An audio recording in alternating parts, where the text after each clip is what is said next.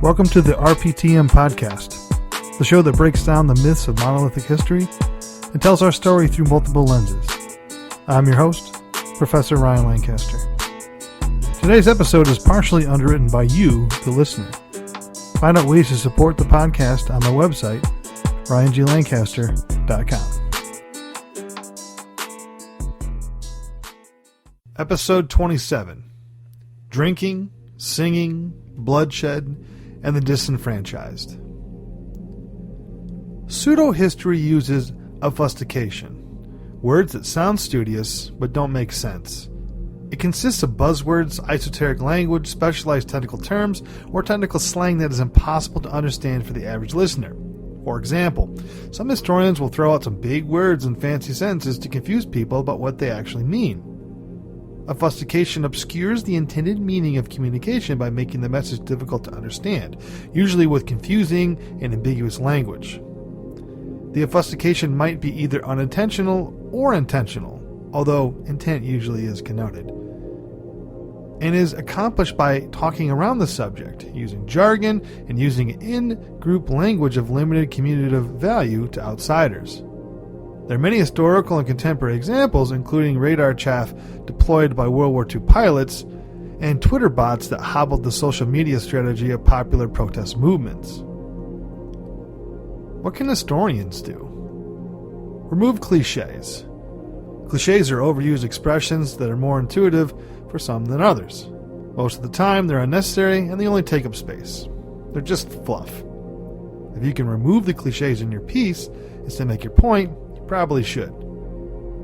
Eradicate redundancies. Redundancy is unnecessary repetition. It's saying the same thing more than once. Saying the same thing more than once is redundant. Only repeat yourself when you need to make a point. Otherwise, your message has lost its effect. When you willingly use a word that doesn't fit your audience, you're failing as a communicator. Practice brevity. If you can say it in fewer words, you should probably do it. Maybe you should just follow the sage advice from one of my favorite authors, Vonnegut. Do not use semicolons. All they do is show that you've been to college.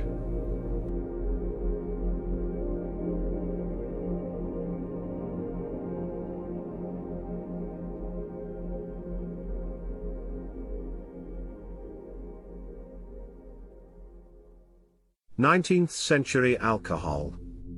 In the early 19th century, Americans had inherited a strong drinking tradition. Many types of alcohol were consumed. One reason for this heavy drinking was attributed to an overabundance of corn on the western frontier, which encouraged the widespread production of cheap whiskey. It was at this time that alcohol became an essential part of the American diet. In the 1820s, Americans drank 7 gallons of alcohol per person annually. In colonial America, water contamination was common. Two means to ensure that waterborne illness, for example, typhoid and cholera, was not conveyed by water was to boil it in making tea or coffee or using it to make alcohol. As a result, alcohol consumption was much higher in the 19th century than today, 7.1 US gallons of pure alcohol per person per year. Before the construction of the Erie Canal, transportation of grain from the west was cost prohibitive. Farmers instead converted their grain to alcohol for shipping eastward. This dependence on alcohol as a revenue source led to the Whiskey Rebellion of 1794. Later in the 19th century, opposition to alcohol grew in the temperance movement, culminating in prohibition in the United States from 1920 to 1933. While drunkenness was still an accepted part of life in the 18th century, the 19th century brought a change in attitudes due to increasing industrialization and the need for a reliable and punctual workforce. Self-discipline was needed in place of self-expression, and task orientation had to replace relaxed conviviality. Drunkenness would come to be defined as a threat to industrial efficiency and growth. In the early 19th century, the consumption of spirits dominated drinking in the US. The continuous still was developed, which made the distilling process cheaper and easier to control.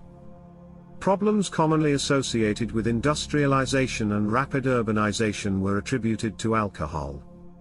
Thus, issues such as urban crime, poverty, and high infant mortality rates were blamed on alcohol. However, likely, gross overcrowding and unemployment had much to do with these problems. More and more personal, social, and religious/moral problems were blamed on alcohol. And not only was it enough to prevent drunkenness, but any alcohol consumption also came to be seen as unacceptable. Groups that began by promoting temperance, the moderate use of alcohol, became abolitionists and pressed for the complete and total prohibition of beverage alcohol production and distribution of beverage alcohol. In 1801, on the recommendation of Thomas Jefferson, the federal duty of liquor was abolished. In 1802, many Native American leaders decried the abuse of alcohol among their people. At the request of Chief Little Turtle and a group of Quakers, Congress gave the President authority to take such measures from time to time as may appear to him expedient to prevent or restrain the vending or distribution of spirituous liquors among all or any of the said Indian tribes. An amendment was added to the Trade and Intercourse Acts that outlawed the use of liquor in the Indian fur trade. Federal taxes on distilling and importing spirits were repealed. By 1803, cocktails appear to have been invented. The first published reference to the cocktail appeared in the Farmer's Cabinet. The first published definition appeared in the Balance and Columbian Repository of 1806 as a stimulating liquor composed of spirits of any kind, sugar, water, and bitters. In 1810, federal statistics show that the 6 leading whiskey-producing states together distilled twice as many gallons of whiskey per annum as people in America. 10 years later, the national per capita consumption had risen to more than 5 gallons per head per annum. Lyman Beecher began his famous series of 6 sermons against the evils of selling or drinking alcohol and insisted that drunkenness is a sin which excludes one from heaven. They were published in pamphlet form and widely distributed. The Star-Spangled Banner was set to the tune of an English drinking song. The Star-Spangled Banner. The Star-Spangled Banner is the national anthem of the United States. By the time the song officially became the country's anthem in 1931, it had been one of America's most popular patriotic tunes for more than a century. The anthem's history began the morning of September 14, 1814, when an attorney and amateur poet named Francis Scott Key watched U.S. soldiers under bombardment from British naval forces during the War of 1812 raise a giant American flag over Fort McHenry in Baltimore, Maryland. Simmering anger at Britain for interfering in American trade, impressing U.S. sailors into the Royal Navy, and standing in the way of westward expansion led the United States to declare war in June 1812. With British forces distracted by the country's ongoing war with France, the United States scored some encouraging early victories in the War of 1812. But after Napoleon's defeat at the Battle of Waterloo in June 1815, the British turned their full attention to the war in North America. That August, British troops invaded Washington, D.C., and set fire to the White House, the Capitol, and other government buildings. The Royal Navy then trained its sights on the vital seaport of Baltimore, Maryland. On September 13, U.S. soldiers at Baltimore's Fort McHenry withstood some 25 hours of British bombardment. Early the following day, they hoisted a gigantic U.S. flag over the fort, marking a crucial victory and a turning point in what would be considered the Second War of American Independence. A Maryland-born attorney with a thriving practice in Washington, D.C., Francis Scott Key watched the bombardment of Fort McHenry from a ship anchored in Baltimore's harbor. Key had been helping to negotiate the release of an American civilian, Dr. William Beans, who had been captured in an earlier battle. As a condition of the release, the British ordered the Americans not to return to shore during the attack on Baltimore. Francis Scott Key wrote the Star-Spangled Banner and its initial verse on the backside of a letter while watching the giant American flag waving over the fort that morning. In Baltimore, he continued working until he had completed 4 verses, only one of which is commonly known today. After a local printer issued the song, originally called Defense of Fort McHenry, 2 Baltimore newspapers printed it, and it spread quickly to various cities along the East Coast. By November 1812, Key's composition had appeared in print for the first time under the name The Star-Spangled Banner. Ironically, the melody Key assigned to accompany the lyrics of The Star-Spangled Banner was a famous English drinking song called To Anacreon in Heaven. Written around 1775 by John Stafford Smith, the song honored the ancient Greek poet Anacreon, a lover of wine. It was initially performed at a London gentlemen's music club called the Anacreontic Society. The Anacreontic song, as it was known, had a track record of popularity in the United States by 1814. In one famous case, defenders of the embattled second president, John Adams, used the tune for a song called Adams and Liberty. Key himself had even used the tune before as accompaniment for verses he wrote in 1805 commemorating American naval victories in the Barbary War.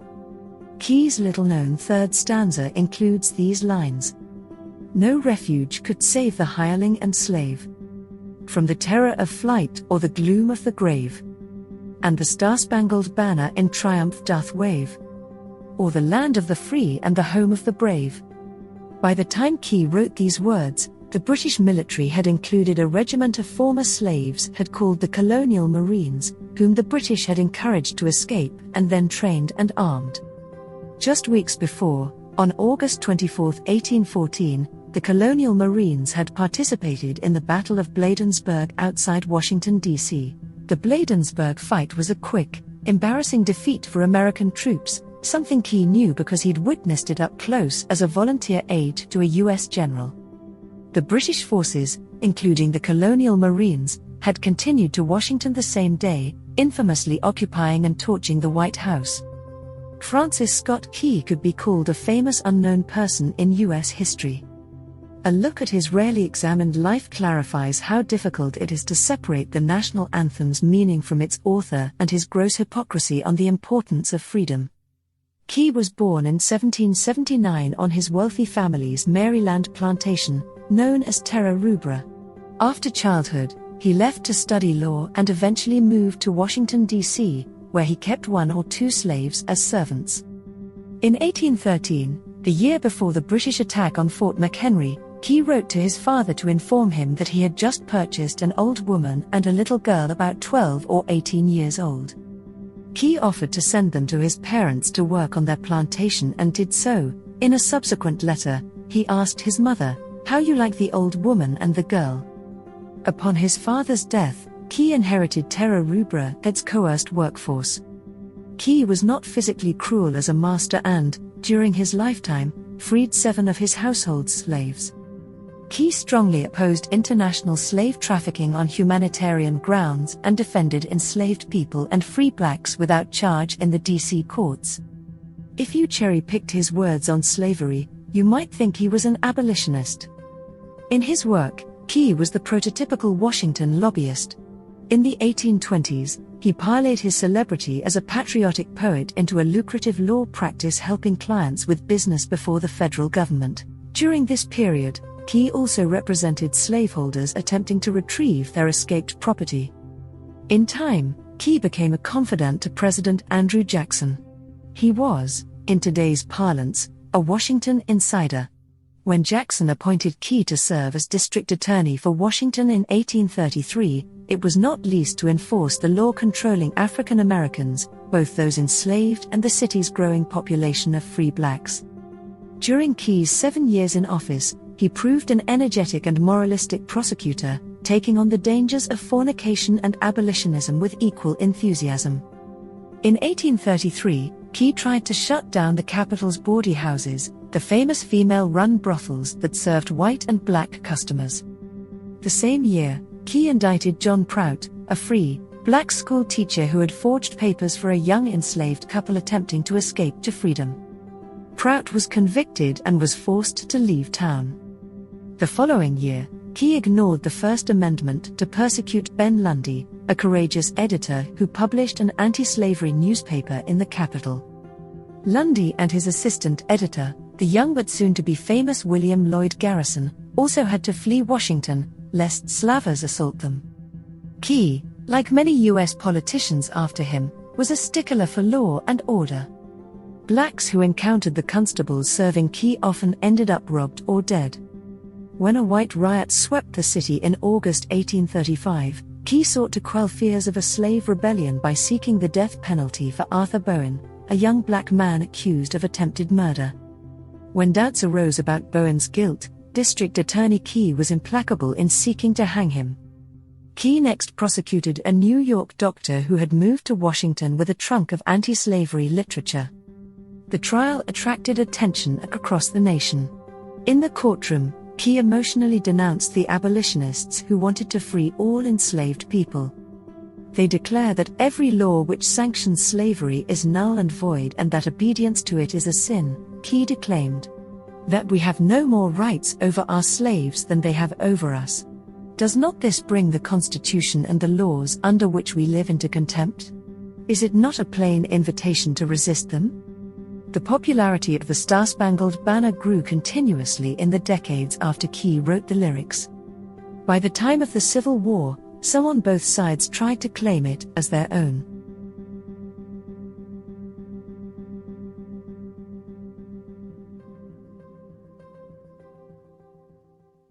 The Battle of New Orleans. On December 24, 1814, Great Britain and the United States signed a treaty in Ghent, Belgium, that effectively ended the War of 1812. However, the news was slow to cross the pond, and on January 8, 1815, the two sides met in what is remembered as one of the conflict's most prominent and most decisive engagements. In the bloody Battle of New Orleans, future President Andrew Jackson and a motley assortment of militia fighters, frontiersmen, slaves, Indians, and even pirates weathered a frontal assault by a superior British force, inflicting devastating casualties along the way. The victory vaulted Jackson to national stardom and helped foil plans for a British invasion of the American frontier. In December 1814, as diplomats met in Europe to hammer out a truce in the War of 1812, British forces mobilized for what they hoped would be the campaign's finishing blow. After defeating Napoleon in Europe earlier that year, Great Britain had redoubled its efforts against its former colonies and launched a three-pronged invasion of the United States. American forces had managed to check two of the incursions at the Battle of Baltimore, the inspiration for Francis Scott Key's Star-Spangled Banner, and the Battle of Plattsburgh, but now the British planned to invade New Orleans, a vital seaport considered the gateway to the United States' newly purchased territory in the West. If it could seize the Crescent City, the British Empire would gain dominion over the Mississippi River and hold the trade of the entire American South under its thumb. Standing in the way of the British advance was Major General Andrew Jackson, who had rushed to New Orleans' defense when he learned an attack was in the works. Nicknamed Old Hickory for his legendary toughness, Jackson had spent the last year subduing hostile Creek Indians in Alabama and harassing the Redcoats' operations along the Gulf Coast. The general had no love for the British, he'd spent time as their prisoner during the Revolutionary War, and he was itching for a chance to confront them in battle. "I owe Britain a debt of retaliatory vengeance," he once told his wife, "should our forces meet, I trust I shall pay the debt." After British forces were sighted near Lake Borgne, Jackson declared martial law in New Orleans. He ordered that every available weapon and man be brought to bear in the city's defense. His force soon grew into a 4,500-strong patchwork of army regulars, frontier militiamen, free blacks, New Orleans aristocrats, and Choctaw tribe members. After some hesitation, Old Hickory even accepted the help of Jean Lafitte, a dashing pirate who ran smuggling and privateering empire out of nearby Barataria Bay. Jackson's ramshackle army was to face off against some 8,000 British regulars, many of whom had served in the Napoleonic Wars. At the helm was Lieutenant General Sir Edward Pakenham, a respected veteran of the Peninsular War and the brother-in-law of the Duke of Wellington. The two sides first came to blows on December 23, when Jackson launched a daring nighttime attack on British forces bivouacked 9 miles south of New Orleans. Jackson then fell back to Rodriguez Canal, a 10-foot-wide mill race located near Chalmette Plantation off the Mississippi River. Using local slave labor, he widened the canal into a defensive trench and used the excess dirt to build a 7-foot-tall earthen rampart buttressed with timber. When complete, this line Jackson stretched nearly a mile from the east bank of the Mississippi to an almost impassable marsh. "Here, we shall plant our stakes," Jackson told his men, "and not abandon them until we drive these redcoat rascals into the river or the swamp." Despite their imposing fortifications, Lieutenant General Pakenham believed the dirty shirts, as the British called the Americans, would wilt before the might of a British army in formation. Following a skirmish on December 28 and a massive artillery duel on New Year's Day, he devised a strategy for a two-part frontal assault. A small force was charged with crossing to the west bank of the Mississippi and seizing an American battery. Once in possession of the guns, they were to turn them on the Americans and catch Jackson in a punishing crossfire. At the same time, a larger contingent of some 5,000 men would charge forward in two columns and crush the main American line at the Rodriguez Canal. Pakenham put his plan to action at daybreak on January 8. At the sound of a Congreve rocket whistling overhead, the red-coated crowds let out a cheer and began advancing toward the American line. British batteries opened up en masse and were immediately met with an angry barrage from Jackson's 24 artillery pieces, some of them manned by Jean Lafitte's pirates. While Pakenham's main force moved on the canal near the swamp, British light troops led by Colonel Robert Rennie advanced along the riverbank. They overwhelmed and isolated Redoubt, scattering its American defenders. Rennie had just enough time to howl, "Hurrah, boys, the day is ours," before he was shot dead by a salvo of rifle fire from Lion Jackson. His men made a frantic retreat with their commander lost, only to be cut down in a hail of musket balls and grape shot. The situation on the other side of the line proved even more disastrous. Pakenham had counted on moving under cover of morning mist, but the fog had risen with the sun, giving American rifle and artillery men clear sight lines. Cannon fire soon began slashing gaping holes in the British line, sending men and equipment flying. As the British troops continued the advance, their ranks were riddled with a musket shot. General Jackson watched the destruction from a perch near the right side of the line, bellowing, "Give it to them, my boys. Let us finish the business today." Old Hickory's militiamen, having honed their aim hunting in the frontier woods, fired with sickening precision. Red-coated soldiers fell in waves with each American volley, many with multiple wounds. One stunned British officer later described the American rampart as resembling a row of fiery furnaces. Pakenham's plan was quickly unraveling. His men had bravely stood their ground amid the chaos of the American deluge, but a unit was carrying ladders and wood fascines needed to scale Lion Jackson was lagging. Pakenham took it upon himself to lead the outfit to the front, but his primary formation was cut to ribbons by rifle and cannon fire in the meantime. When some of the redcoats began to flee, one of Pakenham's subordinates unwisely tried to wheel the 93rd Highlanders Regiment to their aid. American troops quickly aimed and unleashed a maelstrom of fire that felled more than half the unit, including its leader. Around that same time, Pakenham and his entourage were laced by a blast of grape shot. The British commander perished minutes later. With the majority of their officers out of commission, the British attack descended into chaos. A few brave troops tried to climb the parapets by hand, only to withdraw when they found no support. Pakenham's secondary assault on Jackson's battery across the river had met with more success, but it was too little too late. By the time the British seized the American artillery position, they could see the British already lost the day. At Lion Jackson, the British were retreating in droves, leaving behind a carpet of crumpled bodies. American Major Howell Tatum later said the enemy casualties were truly distressing. Some had their heads shot off, some their legs, some their arms. Some were laughing, some crying, there was every variety of sight and sound. The assault on Jackson's fortifications was a fiasco, costing the British some 2,000 casualties, including 3 generals and 7 colonels, all of it in only 30 minutes. Amazingly, Jackson's ragtag outfit had lost fewer than 100 men.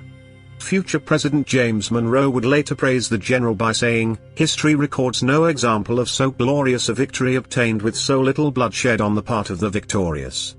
The stunned British Army lingered in Louisiana for the next several days, but its remaining officers knew that any chance of taking the Crescent City had slipped through their fingers. After an abortive naval attack on nearby Fort St. Philip, the British boarded their ships and sailed back into the Gulf of Mexico.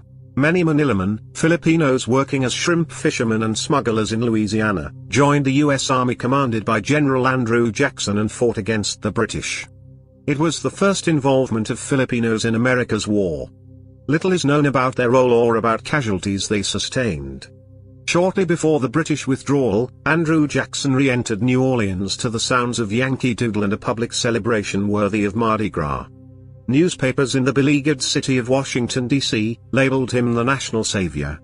The festivities only continued the following month as news of the Treaty of Ghent reached American shores. When Congress ratified the agreement on February 16, 1815, the War of 1812 came to an official end. The conflict is now considered to have concluded in a stalemate. Still, at the time, the victory at New Orleans had elevated national pride to such a level that many Americans chalked it up as a win. Jackson, who would later ride his newfound celebrity to the White House, was undoubtedly among them. Addressing his troops shortly after the battle, he hailed their undaunted courage in saving the country from invasion and said, "Natives of different states, acting together, for the first time in this camp, have reaped the fruits of an honorable union."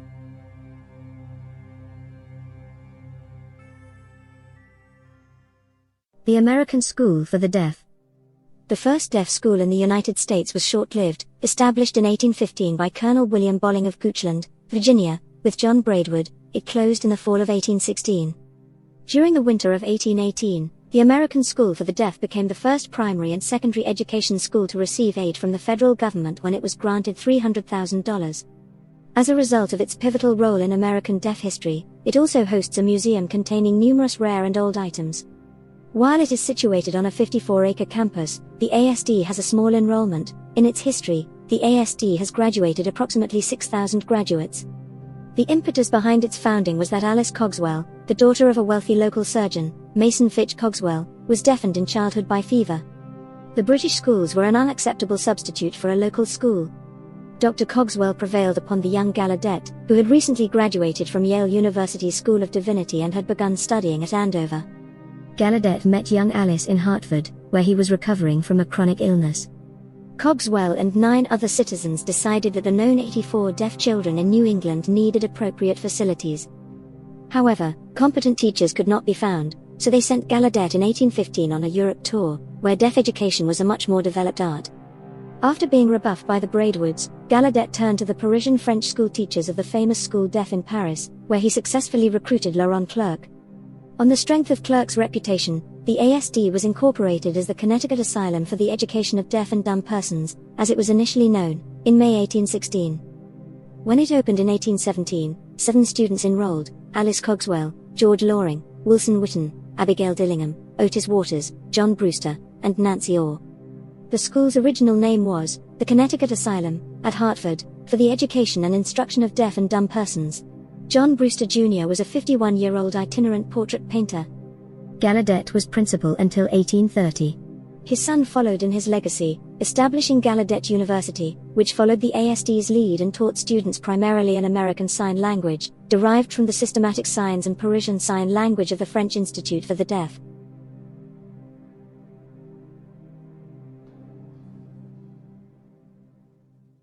The Civilization Fund Act of 1819. The Civilization Fund Act was an act passed by the United States Congress on March 3, 1819. The act encouraged activities of benevolent societies in providing education for Native Americans and authorized an annuity to stimulate the civilization process. Thomas L. McKenney lobbied Congress in support of the legislation.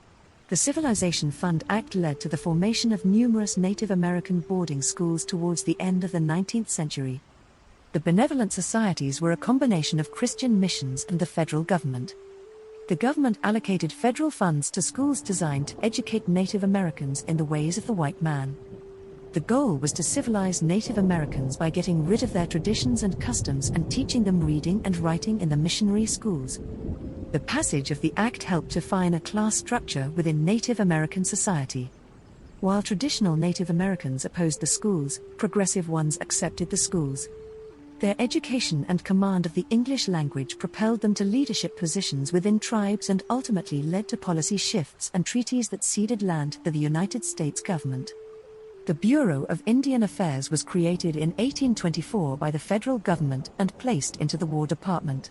America made it to administer the annuity given to the schools. The Civilization Fund Act of 1819 aimed to infuse the country's indigenous people with good moral character and vocational skills. The law tasked Christian missions and the federal government with teaching young indigenous American subjects ranging from reading to math, eventually leading to a network of boarding schools designed to carry out this charge. The act was, in effect, an effort to stamp out America's original cultural identity and replace it with one that Europeans had, not long before, imported to the continent. Over time, countless Native American children were taken from their families and homelands and placed in faraway boarding schools, a process that was often traumatic and degrading. The Civilization Fund Act stressed that the boarding schools were only to enroll Native students whose families gave their consent. Many others surrendered their kids to these institutions simply because they lacked a better alternative. Perhaps they were so impoverished that the schools, where child labor and malnourishment were rampant, felt like an improvement. It wasn't until the late 1970s that Congress outlawed the forced removal of Native children from their families. Americans wouldn't understand the full effect of the boarding school system until decades after the plan of civilizing the savage ground down. American Indian history is part and parcel of American history. In what became known as America's first Revolutionary Act, colonists dressed up as Mohawk Indians and then dumped tea in the Boston Harbor. America has since understood itself as being on the frontier, the advancing edge of global civilization, primarily by experimenting and leveraging its unique set of resources. That experiment was conducted in the laboratory of the American landscape, which included Native people.